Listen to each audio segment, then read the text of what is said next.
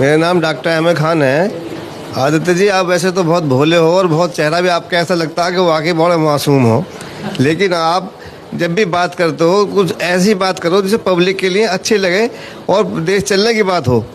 आप करते हो कश्मीर की बात करते हो, आप करते हो पाकिस्तान से हम मुसलमानों की बात करते हो कि बाहर भेजो। आपका अगर ये एजेंडा में है कि मुसलमान इस देश से चले जाएं तो बताओ कहाँ जाए भेजो, उन्हें कहाँ भेजना है। अगर आपका यही है भाई, आप तो योगी हो, आप तो कम से कम उनको आशीर्वाद दो। सारे देश के लिए सब फूल है आपके बराबर, आपके लिए।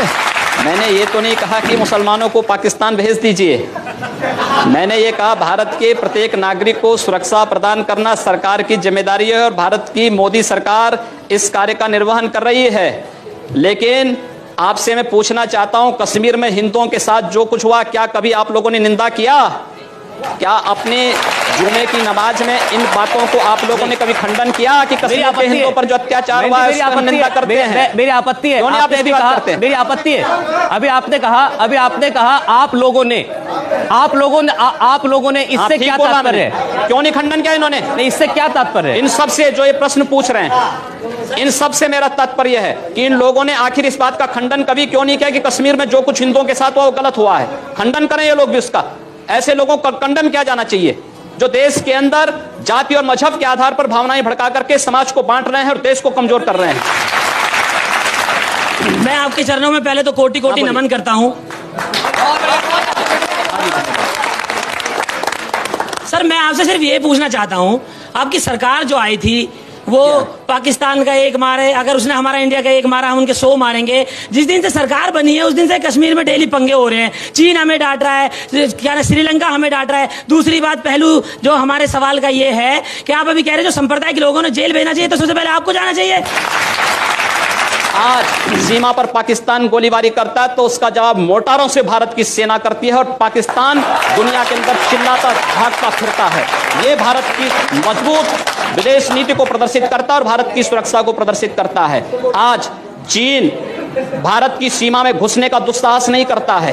यमन में फंसे हुए भारतीयों को वापस लाने के लिए जिस तेजी के साथ वहां पर राहत कार्य भारत ने किया है, दुनिया के अंदर एक मिसाल प्रस्तुत किया है। क्या इससे पहले कभी हुआ है? आप लोगों को धन्यवाद करना चाहिए मोदी जी का और कम से कम नतमस्तक होना चाहिए उनके चरणों में कि कम से कम देश के प्रत्येक नागरिक को सुरक्षा की व्यवस्था उन्होंने की है, प्रत्येक नागरिक का सम्मान उन्होंने दिलाया है। आपके एनडीए के बीजेपी के पूर्व साथी हैं, बहुत सीनियर नेता अरुण शौरी, उनका बयान मैं आपको बता रहा हूं। उन्होंने तो वैसे बहुत बातें कही, लेकिन इस सामाजिक मुद्दे पे उन्होंने कहा कि अल्पसंख्यकों में असुरक्षा है, चिंता है और ये सब कुछ हुआ है घर वापसी, लव जिहाद, चर्च पर हमले, इन जैसे मुद्दों की वजह से। ये आपके साथी थे। देखिए, अरुण शौरी जी के वक्तव्य का खंडन हो चुका है पहले ही। दूसरा, जो बातें आप कर रहे हैं चर्च पर हमले के लिए, आपको याद होगा जब अटल जी की सरकार थी इस देश में 1998-99 में बनी थी, उस समय बेंगलोर में कुछ चर्चों पर हमले हुए थे और दीनदयाल अंजुमन नामक एक संगठन उसके लिए जिम्मेदार पाया गया था। और उस समय भी आपने देखा होगा आगरा में एक चर्च पर हमला हुआ तो पता लगा कि एक ईसाई महिला का कोई प्रेमी था, रिक्शा चालक, उसने हमला किया था। अब उसके लिए आप हिंदू समाज को और सरकार को दोषी ठहराएं तो मुझे लगता है कि स्वयं आप विकास के एजेंडे से स्वयं हट रहे हैं और आम जनता का ध्यान विकास के एजेंडे से भटका रहे हैं। चलिए ठीक है, अब आ रहा, अब सवालों पे आ रहा हूं, एक एक करके। मेरा नाम राजेश चौधरी है। नमस्कार जी। और ये सामाजिक सांप्रदायिकता फैलाने का कि योगी जी को जेल जाना चाहिए, मोदी जी को जेल जाना चाहिए, हमारे बीच से एक दर्शक ने कहा था, तो मैं कहना चाहता हूं जो सांप्रदायिकता को सबसे ज्यादा बढ़ावा देते हैं उनका नाम है ओवैसी। तो ओवैसी को भी तो जेल में डालना चाहिए, ओवैसी को भी तो जेल में डालना चाहिए। आपको जो है इन्होंने जो बात कही है, मुझे लगता है कि इस प्रकार के जिहादी उन्मादियों का नाम ही लेना अपने आप में पाप है, इसलिए इन पापों का नाम मत लीजिए, जाने दीजिए, उसको छोड़ दीजिए। मेरा नाम शाहिद चंगेजी है। अदिति जी महाराज, मैं आपसे एक प्रश्न पूछना चाहता हूँ, क्या राम जी ने ऐसा करा है जैसा आप कर रहे हैं? अरे राम जी के आदर्शों पे चल रहे हैं, आपको भी राम जी से आदर्शों के आदर्श राम जी से आपसे ज्यादा प्यार मैं राम जी से करता हूँ, लेकिन इसका मतलब ये नहीं है कि आप जबान करते हैं तो राम मंदिर के निर्माण के लिए आह्वान करिए। सुनिए, राम मंदिर की अगर आप बात कर रहे हैं तो राम मंदिर के लिए राजा मान सिंह उन्होंने अकबर के किले में तो बनवा लिया मंदिर, ये क्यों नहीं बनवा लिया?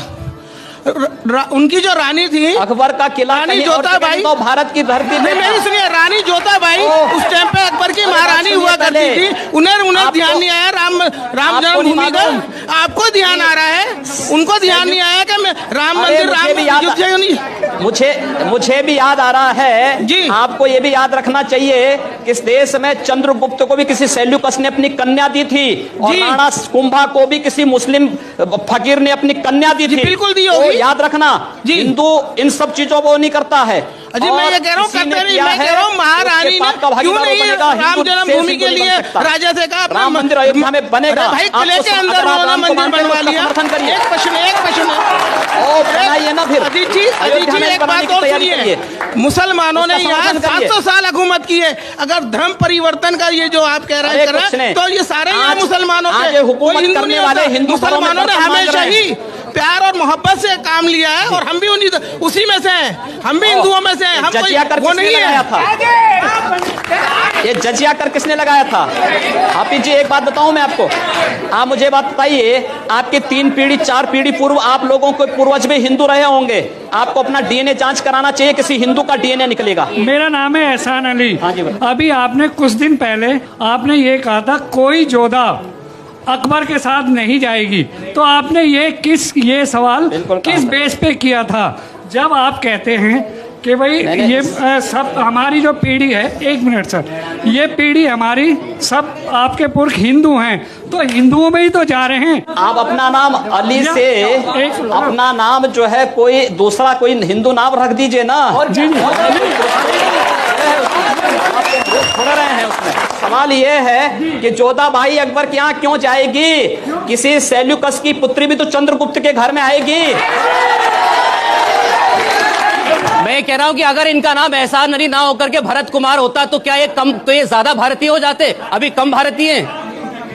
नहीं, हर भारतीय है, भारत के अंदर जन्मा हुआ हर व्यक्ति भारतीय है, लेकिन उसको भारतीय परंपरा, भारतीय राष्ट्रीयता का भी सम्मान करना पड़ेगा और भारत के संविधान के अनुसार चलना पड़ेगा, न कि शरीयत के अनुसार। मैं एक बात नहीं समझ पाता हूं कि भारत की राजनीति में राष्ट्र धर्म की बात करना, राष्ट्रवाद की बात करना विकास के एजेंडे में कहां से बाधक है? विकास राष्ट्रीयता को लेकर के होता है और मुझे लगता है कि सरकार राष्ट्रीयता के उन्हीं पहलुओं को लेकर के चल रही है, कार्य कर रही है और इसलिए आम जनता के विश्वास की प्रतीक भी बनी है। हम लोगों का जो वक्तव्य है, चाहे वह लव जिहाद का हो, चाहे वह घर वापसी का हो, यह मुद्दा विकास के एजेंडे को में बाधक है, मैं इसका विरोधी हूं। आप जिसको राष्ट्रीयता कह रहे हैं उसको लेकर कई बयान आए, अभी आपने खुद उसमें से कई का जिक्र किया। मेरे पास वो कुछ बयान है, मैं वो सुनाना चाहता हूं और फिर आपसे पूछूंगा कि इसमें राष्ट्रीयता कहां है? जैसे आप राष्ट्रवाद कह रहे हैं, ये कौन से राष्ट्रवाद का प्रतीक है? जरा वो बयान देख लें एक बार। हरजी की पेड़ी जो हरिद्वार की पहचान है, इसकी पवित्रता को बनाए रखने का दायित्व हम सबका है और यहाँ पर गैर हिंदुओं का प्रवेश पूरी तरह बंद होना चाहिए।